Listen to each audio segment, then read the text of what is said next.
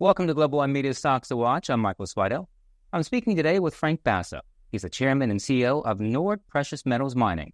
They're a Canadian company that recently discovered a high-grade silver deposit in northern Ontario. Frank, welcome to the show. Well, thank you very much for having me here, Michael. I understand you're out in the field. We pulled you in. Where are you today? Well, I was out in the field, but I'm sitting right now at Temiskaming Testing Labs. So I'm in what we call a field formal. And we don't normally wear a lot of yellow, but that usually is around hunting season, so people don't have a good shot at me. So we're pretty good. And, of course, kind of nice day today, so we're out in the field. We're going to take a deep dive today into silver and how it's being used to advance solar energy. Now, normally when we think about silver, jewelry comes to mind. And while that's nice, jewelry actually only accounts for a small portion of how silver is used. I understand you're developing a process to manufacture silver paste. Tell us more about it. Well, it's going through a few stages. What we're trying to do here is actually, and maybe a lot of your investors are not aware of it, but the cobalt camp is actually, the town is called Cobalt. But the primary metal they mined here was silver, and the grades were astronomical. But we also have a lot of cobalt. So what we're trying to do here, we made a recent discovery of extremely high grades, which now even the exchange accepts our grades. But it's known for these extremely high grades. It's actually massive silver. So what we're trying to do, instead of producing a silver bar as what they used to do in the camp, we want to produce an end product. So in other words, we want to take it right from the mine and make it right to the end user, which would be the solar cell manufacturers. Now, we will become basically a primary silver producer. Primary silver mines are not that many around. And most of silver comes back as a byproduct. And the solar cells, if you look at some of the stuff on the net, you'll notice there'll be a huge demand. And by 2050, the demand will be probably so large that actually there's not going to be enough silver to supply the need for the solar cells. So, I think maybe it's the rising market demand that took you down this road. Why focus on silver paste? Well, the thing is, what we found is it seems to be when we're refining material, actually it takes energy to make it into a bar. But, once it's ready in a certain state, it takes less energy to make this silver paste. And it's actually easier to produce than to produce a silver bar. And every time you produce something, then you have to remelt it, make the silver paste again. So we're limiting a whole bunch of steps, going directly to the end user, the manufacturer.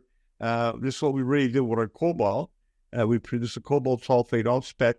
What we're trying to do here is we have a process which basically produces an end product on spec for the end user. So what we did originally was we produced a cobalt sulfate on spec for Sumitomo in Japan, and then Sumitomo actually uses the product in the Panasonic batteries, and Panasonic, of course, apparently makes the batteries for the Tesla vehicles. So we're trying to do the same thing with the silver. Instead of producing a bar, which we can, and we have a facility that can produce a bar, we will end up producing a product, a byproduct, which will be the silver paste. So it's cheaper to produce, and the end user wants a secure feed for a primary silver producer. So I understand your company recently bought another firm called Temiskaming Testing Laboratories, or TTL for short. Why did you buy it? How does this advance your strategy? The Temiskaming Testing Labs was actually original provincial lab facility. It's actually a very high-grade gravity mill made for the silver from the cobalt camp, plus there's an assay lab. Our grades are so high that no assay lab wants to run our samples. And if they do run up, they complain that they contaminate the whole lab, and they really don't want to run our samples. And we have stuff that runs up to 89,000 grams a ton silver. That's just pure silver. That's not any silver equivalent. It basically too high of a grade for the local labs, and nobody wants to run these high grades. Wow, I've never heard anyone say in an interview their grade silver is too high. I think that's really quite impressive. On another aspect of your business, I understand that in the mining sector, right, waste streams, this is what's left over after extracting the primary metal. These streams can actually be quite valuable. And your company has spoken about monetizing this before. Can you give us an example how you're doing that? Well, we have a process called Reach-Walks. It's actually quite dynamic. The process was developed about 35 years ago by myself, And we spent $8 million developing it. And we did it from lab to pilot plants, then plant scale testing, and was actually designed to produce cobalt. At that time, cobalt carbonate, and that was going to be used as cattle feed. Apparently, cattle need cobalt as well. So we refined the process, modified it to produce cobalt sulfate. But we also have a lot of nickel, we have a lot of copper, we have all kinds of metals. And one of them is, most people thought, we have a lot of arsenic, which we were able to extract and throw away and produce what we call a ferric arsenic, which is environmentally stable. And then we found out arsenic is on Biden's critical mineral list. So apparently arsenic, the Americans wish the arsenic, and get this, we can't produce enough of it to meet their criteria.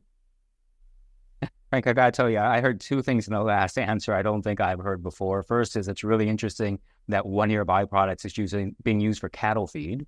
And the second is that you're producing arsenic for the U.S. market.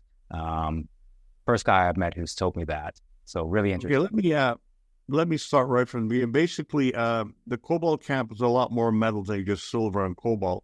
The ore itself has nickel, copper, a whole host of other metals, plus a lot of arsenic.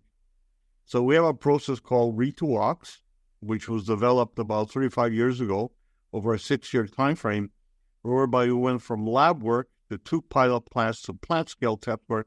At that time, we're producing cobalt carbonate. And the cobalt carbonate is an additive to cattle feed. So right now, the market is for cobalt sulfate. We modified the process to produce cobalt sulfate, and that's where we produce this product for Sumitomo out of Japan. So the process is very dynamic. It can also work with alkaline metals and rare earths, and it's one of the things we're looking at. Do we have enough of feed, the supplied feed for a process, and see if we can build one of these in Canada. Fascinating. Who's your target market for all this? We'd like to stay within the North American corridor if we can. I'm sure you're aware of it, and most of the investors are aware of it. The whole battery market is actually controlled by the Chinese. They are well positioned.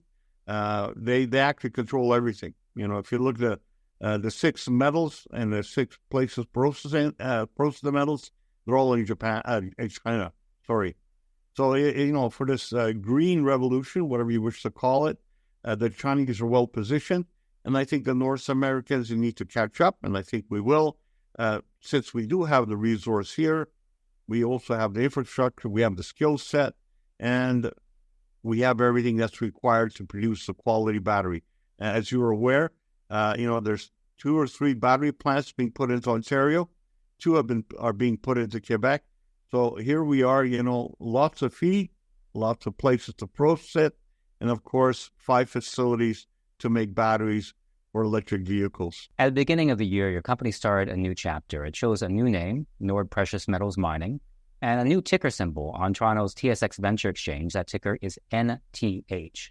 Still, though, it's been a relatively rough time for your company's shares. A year ago, they're trading around 6 Canadian cents. As of today's filming, the price is around 3 cents. Some investors might say this is a buying opportunity. So, Frank, give us the pitch. Why should people watching this interview invest in Nord Precious Metals? Well, I think any junior stock has been really devastated in this market. And, everything is going up. So we kind of, instead of having Canada Silver Cobalt, a lot of our European investors and also North America say, Frank, separate it out. So we did.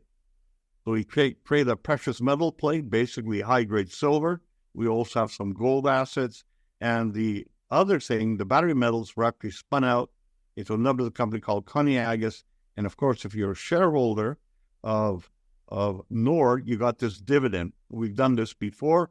Last time we did this, we basically gave out $16 million worth of value to our shareholders. We did that over a 3-year time frame. So hopefully we'll do the same thing here and give value to our shareholders. So we're at the bottom of our chart, as most people are. And we are, price of silver has been going up. Price of gold's been going up. And I think the battery metals, they're not going to go away. This is a long-term play. And so I think anybody who gets into our company at this price range should do quite well, as any other company who has precious metals of any kind or any value. And being in Ontario, Quebec, there's kind of safe jurisdictions. It's kind of a nice place to be. It's kind of safe. And, these are proven ore bodies. We didn't really discover anything greenfields.